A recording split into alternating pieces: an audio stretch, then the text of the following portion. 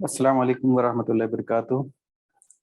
नहमदुहु व नसल्ली अला रसूलिहिल करीम। अम्मा बाद फ़अऊज़ु बिल्लाहि मिनश शैतानिर रजीम। बिस्मिल्लाहिर रहमानिर रहीम। अल्लाहुम्मा सल्लि अला सय्यिदिना व मौलाना मुहम्मदिन नबिय्यिल उम्मी व अला आलिहि व सहबिहि व बारिक व सल्लिम तस्लीमन कसीरन कसीरा। या रब्बी सल्लि व सल्लिम दाइमन अबदन अला हबीबिका खैरिल खल्क़ि कुल्लिहिम वल हबीबुल लज़ी तुरजा शफ़ाअतुहु लिकुल्लि हौलिन मिनल अहवालि मुक़्तहिम। सबसे पहले हमेशा की तरह मकसद हयात और ज़िंदगी की दुरुस्त सिमत, इसके बारे में रिवीजन करना, इसको अपने रिमाइंड करवाना अपने आप को। तो सबसे पहले हम देखते हैं कि ला इलाहा इल्लल्लाह इसका मतलब क्या है। ठीक है जी, अब यहाँ बहुत से लोग कहेंगे मतलब तो हमें मालूम है, तो तर्जुमा नहीं, इसका मतलब क्या है। मतलब यह है कि हमारे इलाह, हमारे माबूद सिर्फ अल्लाह अज़्ज़ व जल हैं। तो इसकी क्या इम्प्लीकेशन होती है, इसका क्या नतीजा निकलता है जब हम कहते हैं कि हमारे माबूद, हमारे इलाह सिर्फ अल्लाह ताला है। इसका मतलब ये होता है कि अब हमने सिर्फ उन्हीं की बात माननी है, किसी और की बात नहीं माननी। ख्वाह वो बादशाह हो, ख्वाह वो वजीर हो, ख्वाह वो बहुत ताकतवर हो, ख्वाह वो बहुत जालिम हो, और अपने नफ्स की और शैतान की बात भी नहीं माननी, सिर्फ अल्लाह ताला की बात माननी है। तो ला इलाहा इल्लल्लाह का ये मतलब है कि हम सिर्फ अल्लाह ताला की बात मानेंगे और अपने मामलात जो हैं वो अल्लाह ताला के सुपुर्द कर देंगे। फिर अल्लाह ताला हमारी हिफाजत फरमाएंगे। इय्याका नअबुदु व इय्याका नस्तईन, हम आपकी इबादत करते हैं और आपसे ही मदद मांगते हैं। फिर उसके बाद हमारे कलमे का दूसरा जो हिस्सा है वो है मुहम्मदुर रसूलुल्लाह। तो इसका क्या मतलब है कि सिर्फ आप सल्लल्लाहु अलैहि वसल्लम के तरीके पर चलना ही अल्लाह ताला की मर्जी पर चलना है। ठीक है जी, यानी कोई और तरीका नहीं है आप सल्लल्लाहु अलैहि वसल्लम के तरीके के अलावा जो कि अल्लाह ताला की मर्जी हो। उसके अलावा सब कुछ ख्वाहिश परस्ती है, यानी अपनी ख्वाहिश को, अपने नफ्स को माबूद बनाना है। तो ये बातें कुरान शरीफ के अंदर हैं। पहली बात ये कि आप सल्लल्लाहु अलैहि वसल्लम का तरीका ही अल्लाह ताला का पसंदीदा है, सूरह अहज़ाब की आयत नंबर 21 है। और ये कि जो आदमी अपने नफ्स के पीछे चलकर नबी सल्लल्लाहु अलैहि वसल्लम की बताई हुई बातों पर अमल नहीं करता, या करता है दिल तंग होता है, तो उसने अपनी ख्वाहिश को अपना माबूद बनाया हुआ है। ये सूरह फुरक़ान की आयत नंबर 43 में है।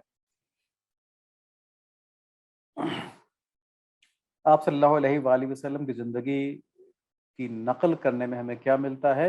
कुल इन कुंतुम तुहिब्बूनल्लाह फत्तबिऊनी युहब्बिबकुमुल्लाह व यगफिर लकुम ज़ुनूबकुम वल्लाहु गफूरुर रहीम। के नबी सल्लल्लाहु अलैहि वसल्लम, आप इनसे कह दीजिए कि अगर तुम अल्लाह ताला से मोहब्बत रखते हो। देखिए, हम सब कहते हैं अल्लाह ताला से मोहब्बत है हमको, कोई मुसलमान ऐसा है जो कहता है कि अल्लाह ताला से मोहब्बत नहीं है? हत्ता कि जो यहूदी हैं, जो नसरानी हैं, ज़बान से तो वो भी ये कहेंगे मैं अल्लाह ताला से मोहब्बत है, क्योंकि अल्लाह ताला को अपना माबूद तो वो मानते हैं ना अकीदे की हद तक। लेकिन इसकी निशानी क्या है कि वाकई अल्लाह ताला से मोहब्बत है या झूठ बोल रहे हैं। इसकी निशानी ये है कि अल्लाह ताला के नबी सल्लल्लाहु अलैहि वसल्लम की ताबेदारी की जाए। तो जो नबी सल्लल्लाहु अलैहि वसल्लम पर ईमान लाया और उनके नक्शे कदम पर चला, उनकी तालीमात के ऊपर चला, सिर्फ वही अल्लाह ताला से मोहब्बत करता है। और अल्लाह ताला क्या देंगे उसके बाद, क्योंकि उसकी मोहब्बत भी साबित होगी आप सल्लल्लाहु अलैहि वसल्लम के तरीके पर चलने से, और अल्लाह ताला का हुक्म भी साबित हो गया। अल्लाह ताला ने कहा था कि मेरे नबी के तरीके पर चलो। तो उसके बाद अल्लाह ताला क्या देंगे, वो हमसे मोहब्बत फरमाएंगे।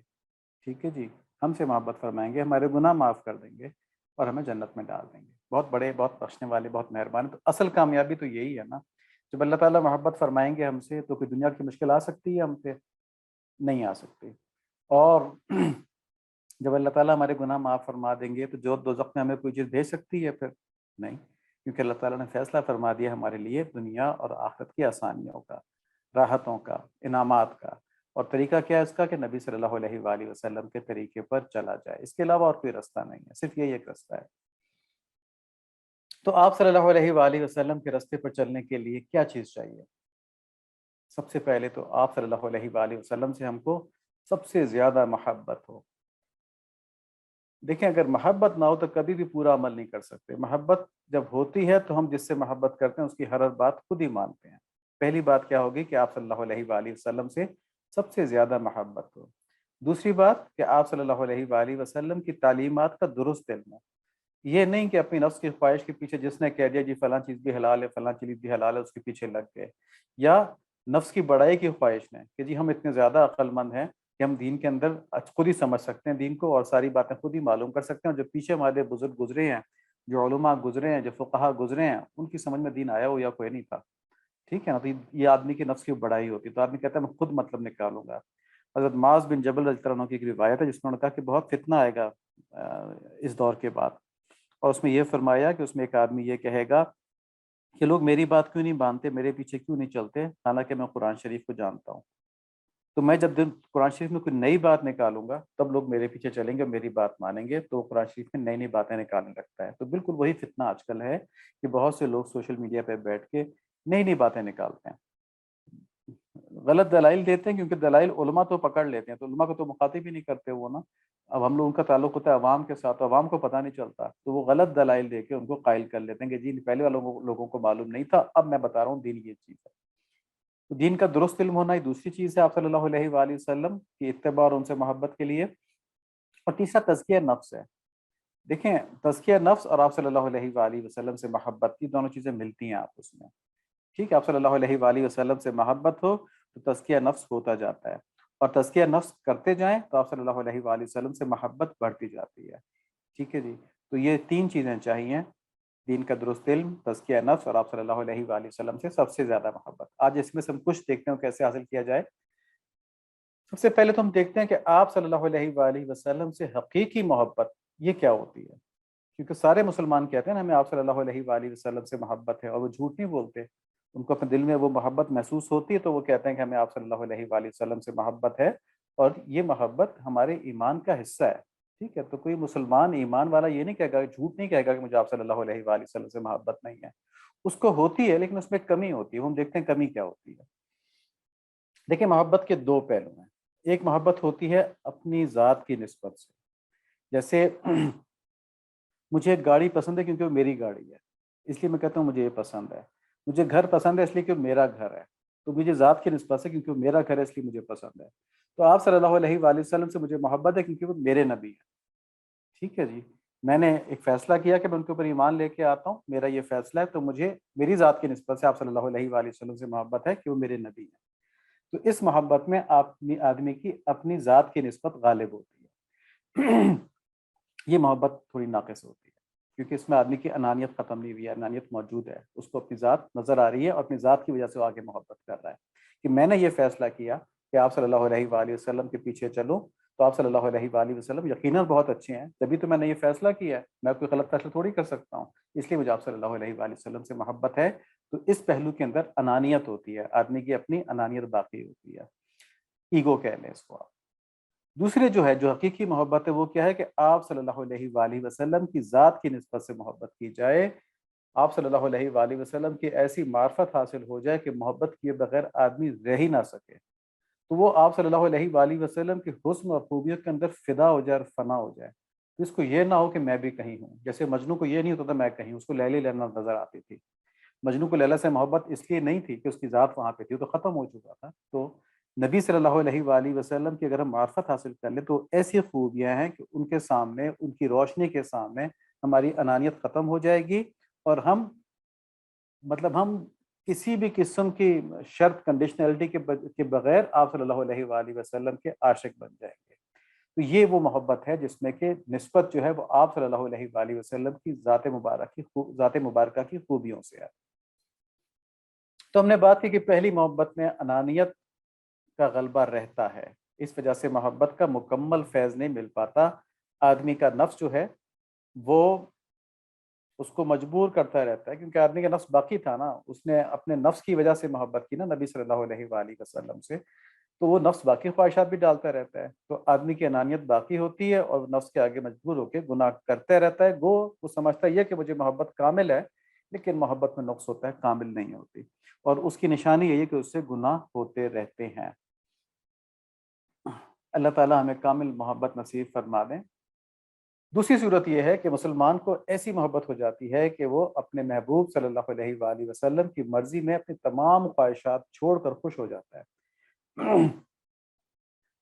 مثلا اس کو پیزا نہیں پسند آئے گا، اگر اس کے سامنے لوکی گوشت یا کدو گوشت رکھ دیا جائے نا تو یہ آج سنت پر عمل ہو جائے گا ماشاءاللہ، تو شوق سے کھائے گا۔ ٹھیک ہے، کیونکہ اس نے اپنی خواہشات تو ختم کی ہوئی ہیں نا، اس کو نبی صلی اللہ علیہ وآلہ وسلم کی محبت جو ہے اس کے اوپر غلبہ، اس کو اس محبت نے اس پہ غلبہ حاصل کیا ہوگا۔ ایک دعا ہے، اللہم انا نسألک ایمانا لا یرتد ونعیما لا ینفد ومرافقۃ نبینا محمد صلی اللہ علیہ وسلم فی اعلی درجۃ الجنت جنت الخلد۔ تو اس دعا کا جو آخری حصہ ہے اس کا مطلب یہ ہے کہ میں آپ سے سوال کرتا ہوں اللہ تعالیٰ اس چیز کا کہ اعلیٰ جنت جو ہے نا، جنت خلد، اس کے اندر اپنے حبیب صلی اللہ علیہ وآلہ وسلم کی رفاقت مجھے نصیب فرما دیں۔ ٹھیک ہے جی، اب یہاں سے ثابت ہوتا ہے، یہ دعا ثابت کرتی ہے کہ آدمی کو اللہ تعالیٰ نبی صلی اللہ علیہ وآلہ وسلم سے حقیقی محبت ہے، کیونکہ جنت جہاں پہ کہ آدمی کو کوئی ذمہ داری نہیں ہے، کسی چیز کا مکلف نہیں، نہ نماز پڑھنی ہے، نہ زکوٰۃ دینی ہے، نہ اس نے اچھے عمل کرنے ہیں، نہ کچھ اور کرنا ہے، بس اس کو اس کی خواہشات پوری ہونی ہے جنت میں۔ تو کیا خواہش کر رہا ہے کہ نبی صلی اللہ علیہ وآلہ وسلم کی رفاقت مل جائے۔ وہ حوروں کی خواہش نہیں کر رہا، وہ محلوں کی خواہش نہیں کر رہا، وہ براق کی خواہش نہیں کر رہا، دودھ و شہد کی نہروں کی خواہش نہیں کر رہا، وہ کیا خواہش کر رہا ہے کہ آپ صلی اللہ علیہ وآلہ وسلم کی رفاقت مل جائے۔ تو یہ حقیقی محبت ہے۔ اس آدمی نے اپنی ساری خواہشات نبی صلی اللہ علیہ وآلہ وسلم کی خواہش کی محبت میں فنا کر دی ہیں۔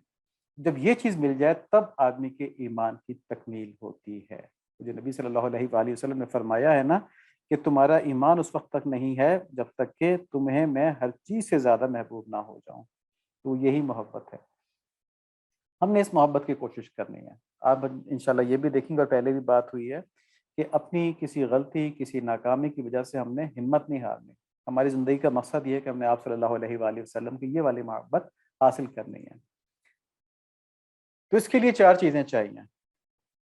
ایک یہ کہ اللہ اور اس کے رسول صلی اللہ علیہ وآلہ وسلم ان کی محبت ملنے کی ہر نماز میں دعا کریں کہ اے اللہ مجھے اپنی محبت دے دیں، اپنے حبیب صلی اللہ علیہ وآلہ وسلم کی محبت دے دیں۔ ایک تو یہ دعا کریں۔ دوسرا، اہل محبت کی صحبت ڈھونڈیں۔ اہل محبت کی صحبت سے کیا فائدہ ہوگا؟ یعنی اہل محبت سے مراد وہ ہے کہ جو لوگ آپ صلی اللہ علیہ وآلہ وسلم سے، اللہ تعالیٰ سے حقیقی معنوں میں محبت رکھتے ہیں، ان کی صحبت ڈھونڈیں۔ اس کا کیا فائدہ ہوگا کہ وہ نبی صلی اللہ علیہ وآلہ وسلم کی زندگی مبارکہ کے بارے میں ہم کو بڑی محبت سے بتائیں گے، صحیح طرح بتائیں گے۔ تو جب ہم ان باتوں کو دیکھیں گے، سنیں گے، یعنی سیرت مبارکہ کی ہمیں تعلیم دیں گے، اپنے عمل سے بھی اور اپنی باتوں سے بھی اور اپنے دل سے بھی، تو جب ان کے دل سے یہ محبت اور ان کی زبان سے یہ علم ہمارے پاس آئے گا تو ہمیں نبی صلی اللہ علیہ وآلہ وسلم کی محبت کی حرص پیدا ہوگی، اور ہمارے اندر نبی صلی اللہ علیہ وآلہ وسلم کی محبت بڑھے گی۔ یہ دوسری چیز ہوگی۔ تیسری چیز، درود شریف کی کثرت کریں۔ جب ہم درود شریف پڑھتے ہیں تو آپ صلی اللہ علیہ وآلہ وسلم تک درود شریف پہنچایا جاتا ہے، نام لے کے پہنچایا جاتا ہے کہ فلاں بن فلاں نے آپ پر درود بھیجا ہے۔ تو نبی صلی اللہ علیہ وآلہ وسلم کی ذات مبارکہ اتنی بڑی ذات ہے کہ اپنی زندگی میں بھی وہ لوگوں کو بانٹا ہی کرتے تھے، لوگوں کو دیا ہی کرتے تھے۔ ٹھیک ہے نا؟ جب ہماری حاضری وہاں پہ لگے گی فرشتوں کی زبانی، ہمارے والدین کی بھی لگے گی، مطلب والد صاحب کے نام کے ساتھ ہوگا تو ان کی بھی لگے گی۔ دیکھیں کتنی بڑی نعمت ہے۔ تو کیا وہاں سے کچھ نہیں آئے گا؟ جب ہم ان پہ درود بھیجیں گے تو اللہ تعالیٰ 10 رحمتیں نازل فرمائیں گے۔ وہ تو اللہ تعالیٰ کا وعدہ ہے، 10 گناہ معاف فرمائیں گے، 10 رحمتیں نازل فرمائیں گے، 10 درجات بلند فرمائیں گے درود شریف پہ۔ لیکن آپ صلی اللہ علیہ وآلہ وسلم کی توجہ اور دعائیں بھی ملیں گی آپ کو نا۔ تو جب وہاں سے توجہ دعائیں شروع ہوں گی تو ہمارے دل میں ان کی محبت خود بخود پیدا ہوتی جائے گی۔ تیسری چیز، استغفار کی کثرت کریں۔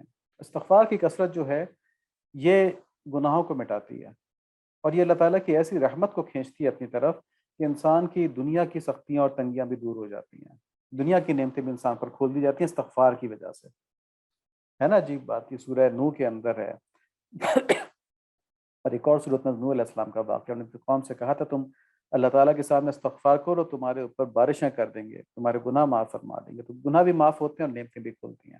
تو جب نعمتیں دنیا کی کھلیں گی تو کیا آپ صلی اللہ علیہ وآلہ وسلم کی محبت کی نعمت نہیں کھلے گی؟ وہ بھی کھلے گی۔ ٹھیک ہے، بہت زیادہ کھلے گی۔ اور جو اس محبت میں رکاوٹ ہے یعنی گناہ، اس کے اوپر معافی مانگ لیں گے اللہ تعالیٰ سے، اللہ تعالیٰ اس سے ہم کو دور فرما دیں گے استغفار کی برکت سے۔ تو اس طرح ہمیں انشاءاللہ نبی صلی اللہ علیہ وآلہ وسلم کی محبت کامل درجے میں مل جائے گی۔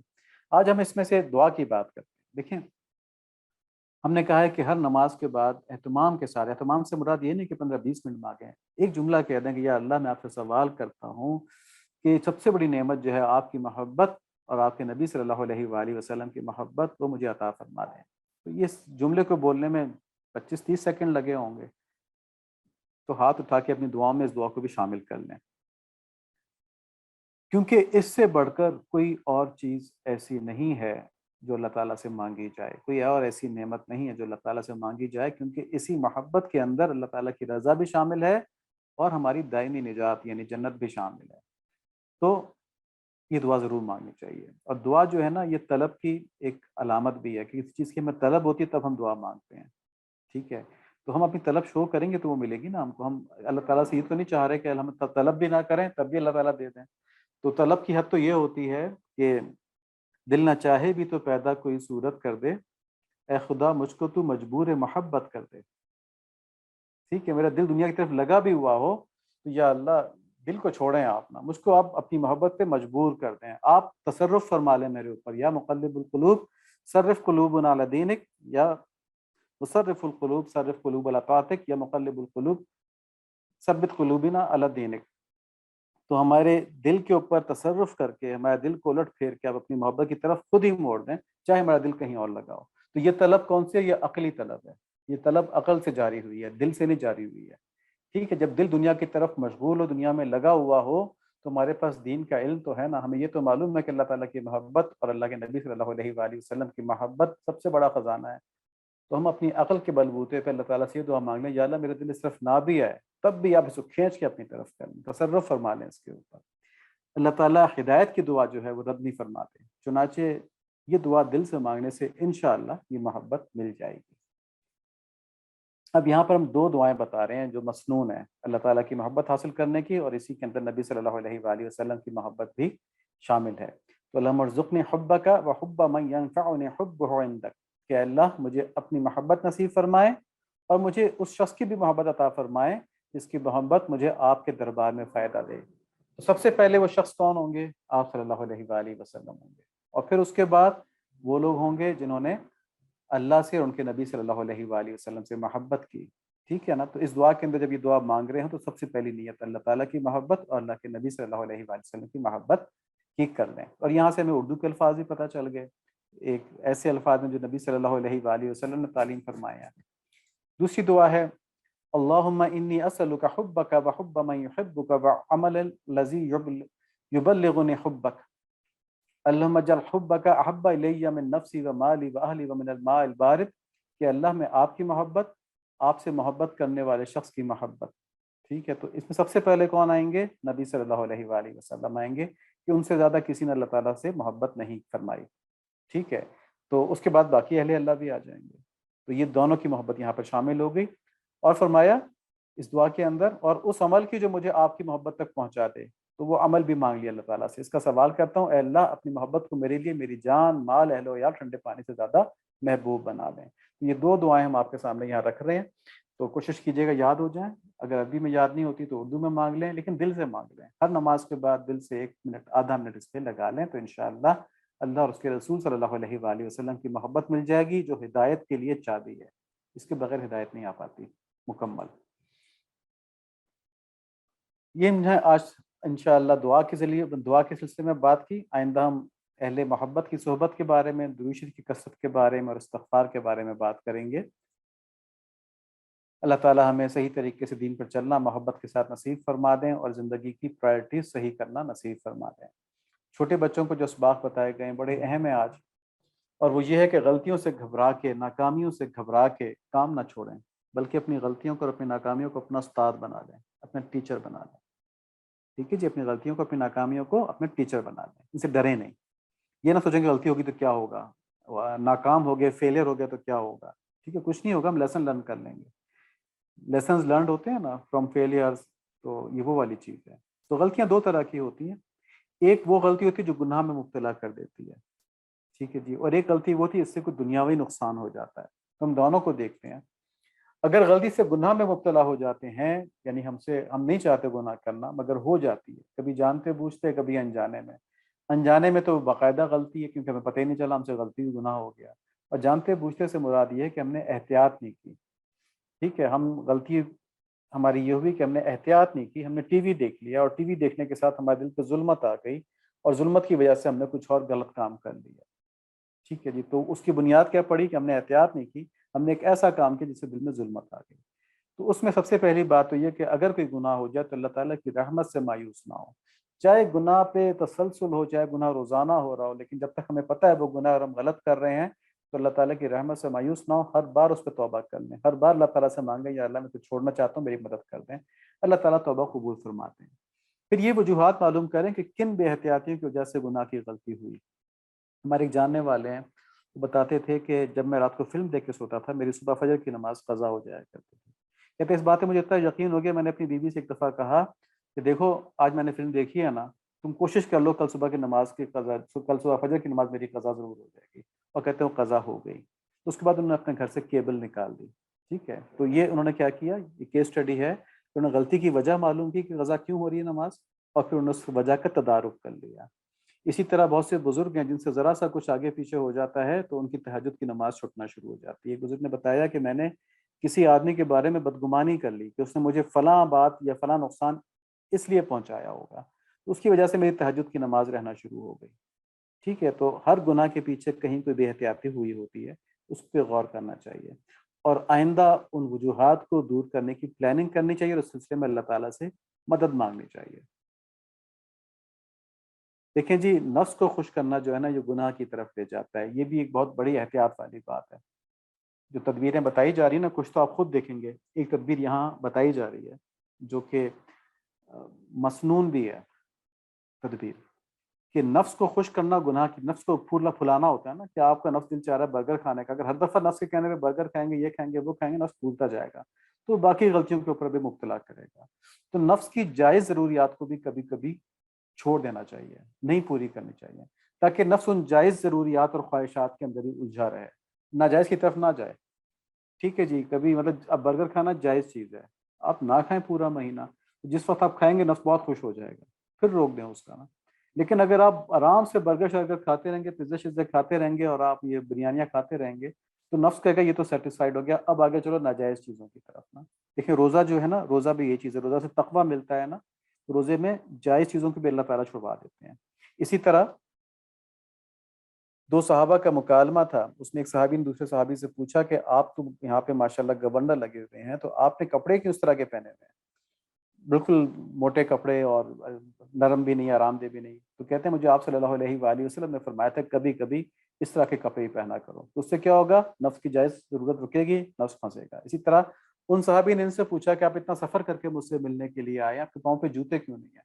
تو انہوں نے کہا کہ مجھے آپ صلی اللہ علیہ وآلہ وسلم نے کہا تھا کہ کبھی کبھی ننگے پاؤں بھی چلا کرو، بغیر جوتوں کے، ٹھیک ہے۔ اب یہ ہمیں عموماً یہ ایسی احادیث سننے کو نہیں ملتی، لیکن یہ وہ احادیث ہیں جن سے ہمیں پتہ چلتا ہے کہ نفس کی جائز ضروریات کو روکنا نفس کو قابو کرنے کے لیے ہوتا ہے، لیکن ایک درجے میں۔ یہ آپ تجربہ کار مشائخ سے پوچھ کے چلتے ہیں، اس میں یہ نہیں کہ اپنی مرضی چلائیں۔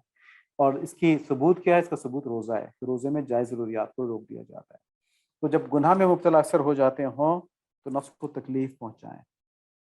ہمارے کچھ بزرگ تھے جن سے گناہ تو خیر نہیں کہہ سکتے، مگر طریقے اولا کے خلاف کام ہو جاتا نا، یعنی کہ جو کام ان کے مقام سے نیچے ہوتا تھا، تو نفس کو وہ ٹھنڈے پانی سے نہلایا کرتے تھے سردیوں میں نا، کہ اب تکلیف برداشت کر تو نے یہ کام کیوں کیا ہے، ٹھیک ہے۔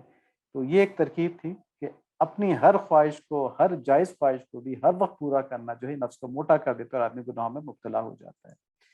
دوسری چیز کیا ہے کہ اگر دنیاوی کام غلط ہو گیا ہے یا کوئی دنیاوی نقصان ہو گیا ہے تو کیا کریں؟ سب سے پہلے اپنے گناہوں کے اوپر توبہ کریں، یہ جنرل توبہ کر لیں کہ یا اللہ میرے گناہوں کو معاف فرما دیں، میری دنیا اس کی وجہ سے خراب ہو رہی ہے۔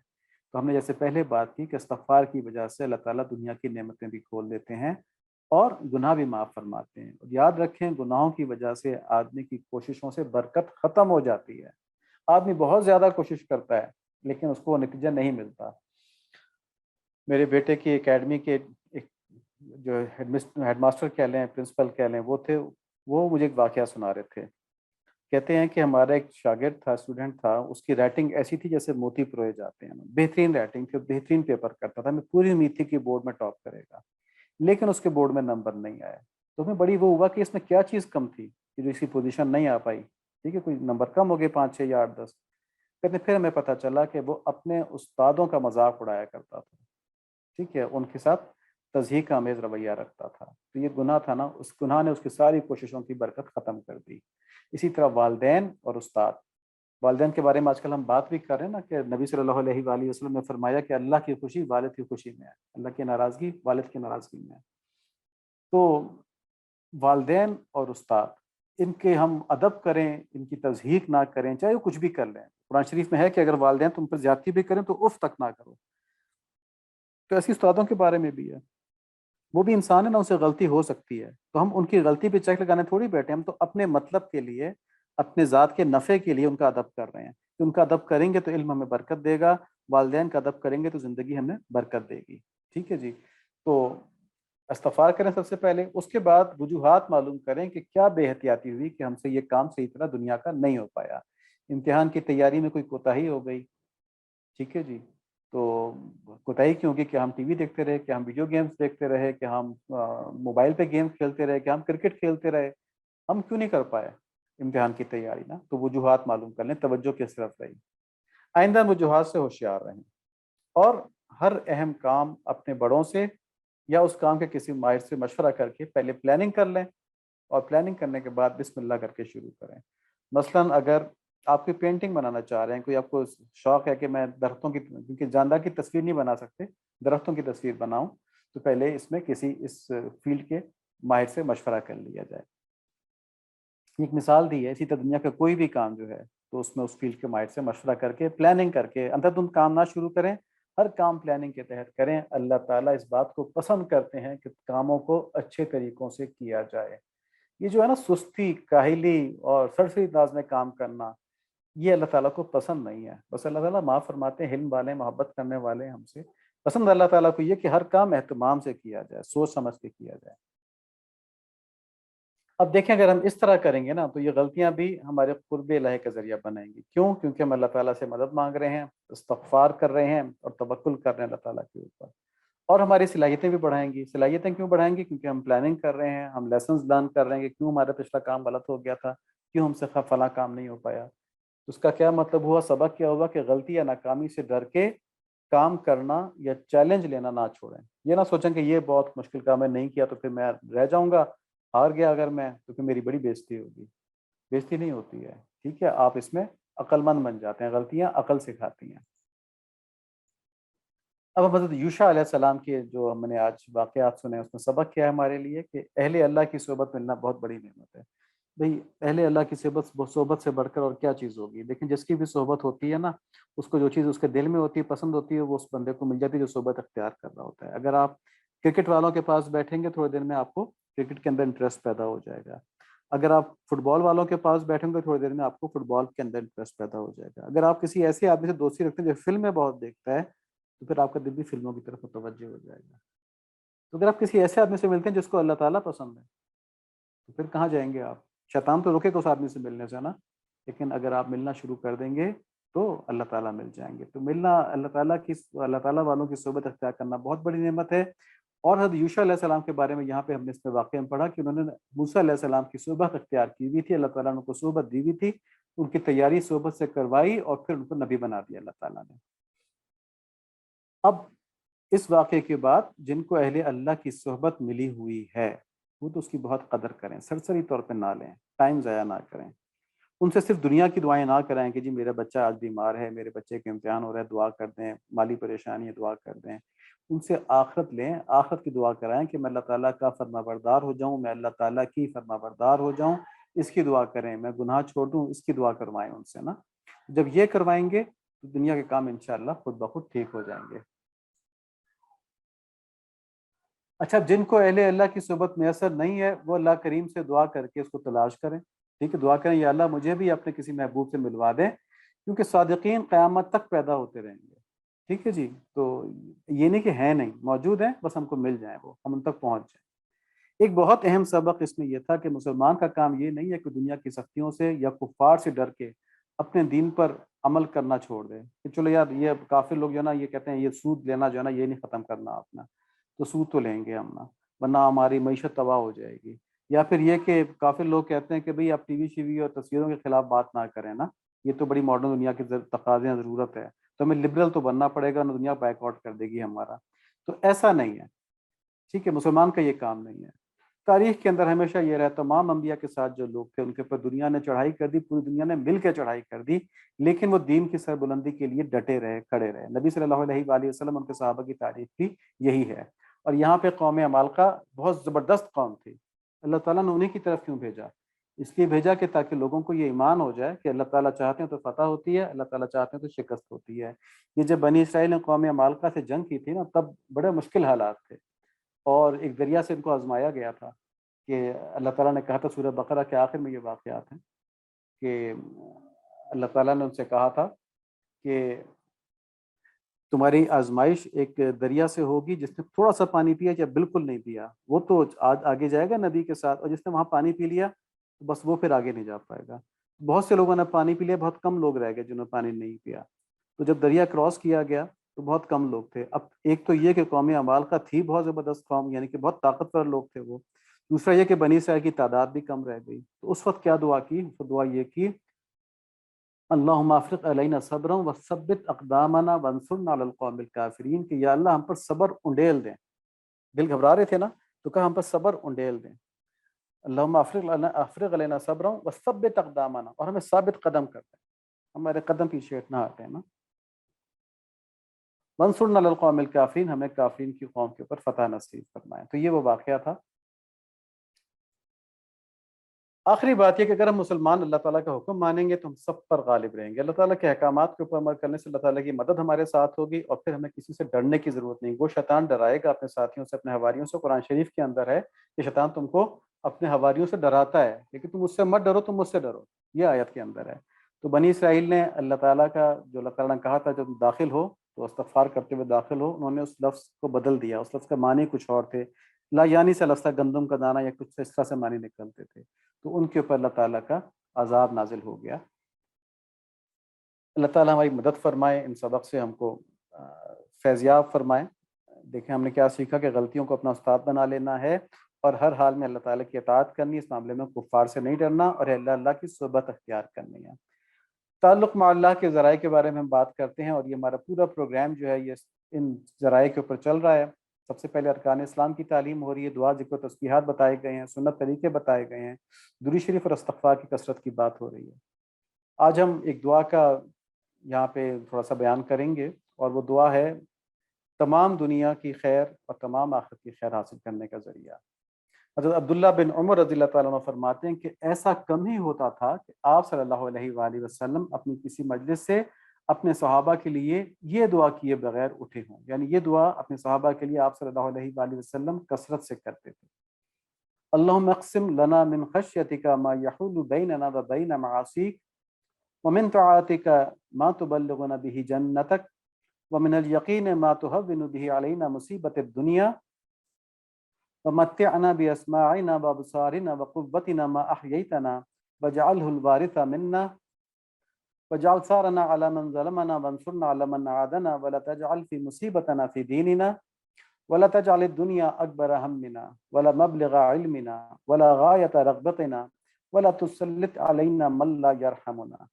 اس کا ترجمہ دیکھتے ہیں، کتنے جامع دعا ہے نا۔ تو اس کی اگر عربی یاد کرنا چاہیں تو یہاں سے کر لیں، دیکھ کے پڑھ لیا کریں۔ مناجات مقبول کے اندر بھی یہ دعا ہے، انٹرنیٹ سے بھی مل جائے گی، ایک جگہ لکھی ہوئی، تو وہاں سے کاپی کر کے اس کو عربی وہاں سے پڑھ لیا کریں۔ عربی کی پڑھنے کی برکت اپنی ہوتی ہے۔ ترجمہ ہم دیکھتے ہیں، اس میں ایک جملہ رہ گیا، وَلَا تُسَلِّطْ عَلَيْنَا مَن لَا يَرْحَمُنَا۔ اے اللہ ہماری ہمیں اپنی خشیت سے اتنا حصہ دیں کہ ہمارے اور گناہوں کے درمیان حائل ہو جائے۔ ہم دعا کیا مانگ رہے ہیں اللہ تعالیٰ سے، سوال کیا کر رہے ہیں کہ یا اللہ ہمیں اپنا اتنا خوف نصیب فرما دیں کہ ہمارے اور گناہ کے درمیان حائل ہو جائے، کہ آپ کے ڈر سے ہم گناہ چھوڑ دیں۔ اپنی طاعت سے اتنا حصہ دیں کہ اس کے ذریعے آپ ہم کو جنت تک پہنچا دیں، اور یقین سے اتنا حصہ دیں کہ اس سے آپ ہم پر دنیا کی مصیبتیں آسان فرما دیں۔ یعنی جب دنیا کی کوئی مصیبت آئے تو ہم کہیں کار ساز ماں بفکر کار ماست، فکر ماں درکار ماں آزار ماست، کہ میرا کارساز میری فکر خود کر لے گا۔ مجھے اپنے اللہ پر اتنا یقین ہو کہ میں کہوں کہ اللہ تعالیٰ میرے سارے کاموں کو دیکھ رہے ہیں، تو میرے کاموں کی وہی فکر کر لیں گے اور ہم پر مصیبتیں آسان ہو جائیں۔ اور ہماری سماعتیں، یعنی ہمارے کان جن سے ہم سنتے ہیں، ہماری بینائیاں اور ہماری قوت کو کام میں رکھیں جب تک آپ ہمیں زندہ رکھیں۔ کتنی بڑی دعا ہے۔ ہمارے بزرگ کہتے ہیں یا اللہ چلتے ہاتھ پاؤں دنیا سے اٹھانا، تو یہاں پہ کہہ رہے ہیں کہ ہمیں ہر قسم کی معذوری سے آپ بچائے رکھیں جب تک کہ آپ ہمیں زندہ رکھتے ہیں، اور ان کی خیر کو ہمارے بعد بھی باقی رکھیں۔ یعنی ہم جو ان کے ذریعے کام کریں ان کو ہمارے لیے صدقہ جاریہ فرما دیں۔ یعنی ہم اپنی قوت کے ذریعے، اپنی بینائی کے ذریعے، اپنی سماعت کے ذریعے ایسے کام کریں کہ جو رہتی دنیا تک ہدایت کا ذریعہ بن جائیں اور وہ ہمارے لیے صدقہ جاریہ بن جائیں. کتنی بڑی دعا ہے یہ. اور ہمارا انتقام اس سے لیں جو ہم پر ظلم کرے، اور ہمیں اس پر غلبہ دیں جو ہم سے دشمنی کرے، اور ہمارے دین میں ہمارے لیے مصیبت نہ ڈالیں. یعنی ہمارے دین کو ہمارے لیے شوق بنا دیں اور ہم اپنے دین پر آسانی سے عمل کر سکیں، اور ہمارے دشمنوں کے اوپر ہم کو غلبہ دیں، اور ہم پہ ظلم کریں ان سے ہم پر بدلہ لے لیں. یہ جامع دعا ہے نا. اب یہاں پر ایک اہم بات ہے جو ہمارے کنسیپٹس کو ٹھیک کرنے کے لیے، اور دنیا کو ہمارا مقصود اعظم نہ بنائیں. اب سمجھیں کہ ہم میں سے کتنے لوگ ایسے ہیں جن کا مقصود اعظم دنیا نہیں ہے، جن کا مقصود اعظم جنت ہے. عقیدہ تو ہے، ایمان تو ہے، لیکن ہم عمل کس طرح کر رہے ہیں، ہماری کوششیں کس طرف ہیں. کوششیں مقصود اعظم دنیا کی طرف ہی ہیں نا، کہ دنیا میں ہم اچھے سیٹل ہو جائیں، اچھا ہمارا سب کچھ ہو جائے. توجہ ساری اس طرف ہوتی ہے جنت کی طرف. ایمان موجود ہے، کہتے ہیں اللہ تعالیٰ دے دیں تو بہت اچھی بات ہے، دوزخ برداشت نہیں ہوگی، لیکن عمل اس طرف نہیں ہے. تو یہ مقصود اعظم والی بات ہے کہ جنت مقصود اعظم ہو تو دنیا کو ہم کیجول لیں اور جنت کو ہم اصل لیں. تو اس میں کیا ہوگا کہ دنیا پیچھے رہ جائے گی؟ نہیں، ہم دنیا کے اندر اپنی ساری صلاحیتیں استعمال کریں گے، کیونکہ یہ نیک کام ہے. جو اللہ تعالیٰ نے صلاحیتیں دی ہیں ان کا جائز استعمال جو ہے یہ نیکی ہے، اور نیکی اللہ تعالیٰ کو پسند ہے. اور ایسا نہ کرنا ناشکری ہے، ناشکری اللہ تعالیٰ کو پسند نہیں ہے. تمہاری دنیا بھی بن جائے گی اور آخرت بھی بن جائے گی. اور فرمایا کہ نہ ہماری معلومات کی انتہا دنیا کو کرتے ہیں. یہ بھی دیکھیں، ہماری ساری معلومات، دین کا علم تم حاصل ہی نہیں کرتے نا. دین کا علم سوچتے ہیں کہ تو چلو بیان ہو رہا ہے یا برکت کے لیے بیٹھ جاتے ہیں، پھر ذہن کہیں اور چلا جاتا ہے. ٹھیک ہے، دین کے علم پہ نہیں رہتا. کیوں؟ کیونکہ ہمارا مقصود اعظم دین ہے ہی نہیں، ہمارا مقصود اعظم آخرت ہے ہی نہیں، دنیا ہے. تو ہمیں معلومات دنیا کی میں فکر ہوتی ہے کہ فلاں ملک میں کیا ہو گیا، اس کرکٹ میچ کا کیا ہو گیا، پوچھتے پھرتے ہیں یار وہ کرکٹ میچ چل رہا تھا، کیا ہوا، کس نے کتنا اسکور کیا ہے، کتنے آؤٹ ہو گئے، کتنے رہتے ہیں، سیاست میں کیا ہو رہا ہے. تو معلومات کی انتہا دنیا نہ ہو، اور نہ ہماری رغبت کی منزل مقصود دنیا ہو.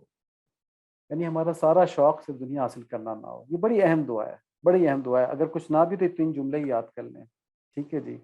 نہ ہماری رغبت کی منزل مقصود دنیا ہو، یعنی سارا شوق سے دنیا کو، یا اللہ مجھے مکان بڑا دے دیں، یا اللہ مجھے گاڑی اچھی دے دیں، یا اللہ میرے لباس بہت اچھا کر دیں، یا اللہ اتنا مال دیں، اتنا مال دیں کہ میں شاپنگ کرتا جاؤں کرتا جاؤں کرتا جاؤں، مجھے فکر ہی نہ ہو. یہ میں نے الفاظ اپنی طرف سے نہیں کہے ہیں، یہ ہمارے ایک جاننے والے تھے، انہوں نے کہا تھا یار عامر ایسا کب ہوگا کہ ہم شاپنگ کرتے جائیں کرتے جائیں کرتے جائیں، تو فکر ہی نہ ہو ہم کو اتنا مال ہمارے پاس آ جائے.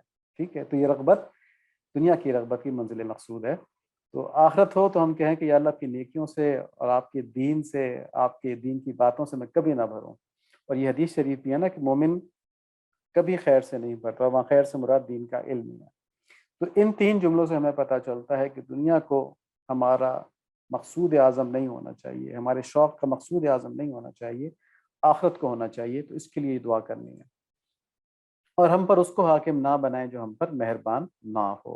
تو یہ دعا تھی. اللہ تعالیٰ ہم کو اس پہ عمل نصیب فرمائیں. اللہم صلی علی سیدنا مولانا محمد النبی الامی وعلی آلہ وصحبہ وبارک وسلم تسلیما کثیرا کثیرا. سبحانک اللہم وبحمدک اشہد ان لا الہ الا انت استغفرک واتوب الیک. ربنا تقبل منا انک انت السمیع العلیم وتب علینا انک انت التواب الرحیم. اللهم إنا نسألك من خير ما سألك منه عبدك ونبيك وحبيبك محمد صلى الله عليه وسلم، ونعوذ بك من شر ما استعاذ منه عبدك ونبيك وحبيبك محمد صلى الله عليه وسلم. أنت المستعان وعليك البلاغ، ولا حول ولا قوة إلا بالله، وصلى الله النبي الأمي آمين برحمتك يا